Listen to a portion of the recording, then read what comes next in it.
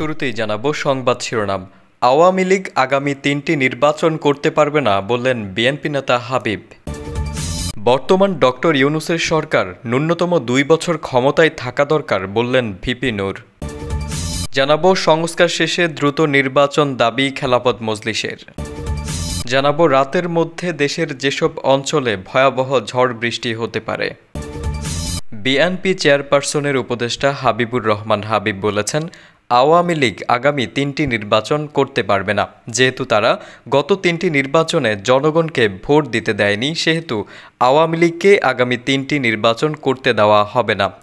যারা নিয়ে আসার কথা বলেছে তারা আওয়ামী লীগের দোসর। এ চক্রান্ত মেনে নেওয়া হবে না। শুক্রবার রাতে রাজধানীর সেগুনবাগিচার একটি রেস্টুরেন্টে প্রধান অতিথির বক্তব্যে এসব কথা বলেন।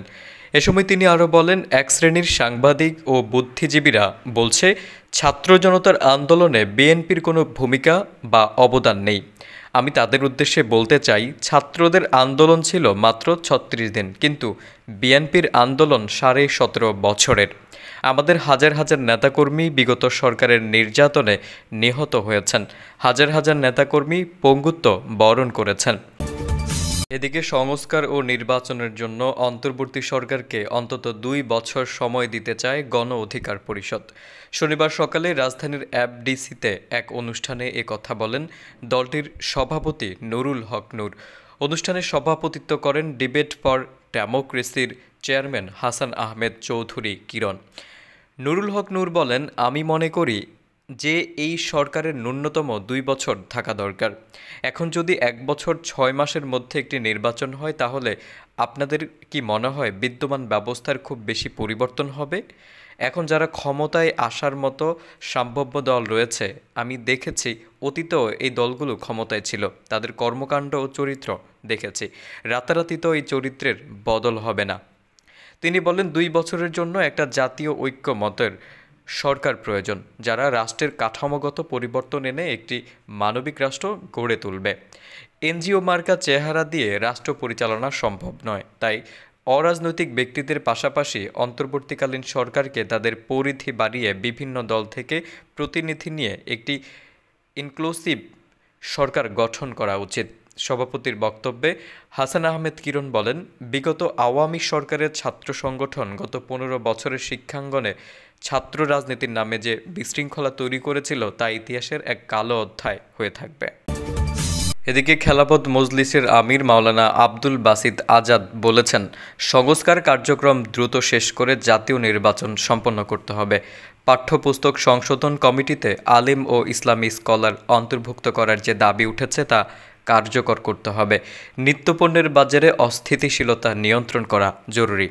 পতিত স্বৈরাচার নতুনভাবে ফিরে আসার যে ষড়যন্ত্র করছে তা ঐক্যবদ্ধভাবে প্রতিহত করতে হবে।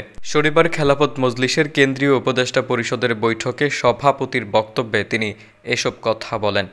সকাল 10টায় খেলাফত মজলিসের কেন্দ্রীয় কার্যালয়ে অনুষ্ঠিত কেন্দ্রীয় উপদেষ্টা পরিষদের বৈঠকে সভাপতিত্ব করেন আব্দুল বাসিত আজাদ। এদিকে দেশের ৫ অঞ্চলের উপর দিয়ে ঝড়ো হাওয়াসহ বৃষ্টির পূর্বাভাস দিয়েছে আবহাওয়া অধিদপ্তর। শনিবার রাত ১টা পর্যন্ত দেশের অভ্যন্তরীণ নদী বন্দরসমূহের জন্য দেওয়া এক পূর্বাভাসে এ তথ্য জানানো হয়।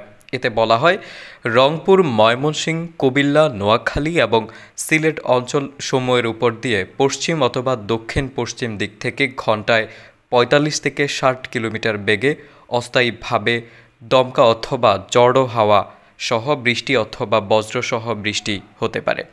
এসব এলাকার নদী বন্দরসমূহকে ১ নম্বর সতর্ক সংকেত দেখাতে বলা হয়েছে।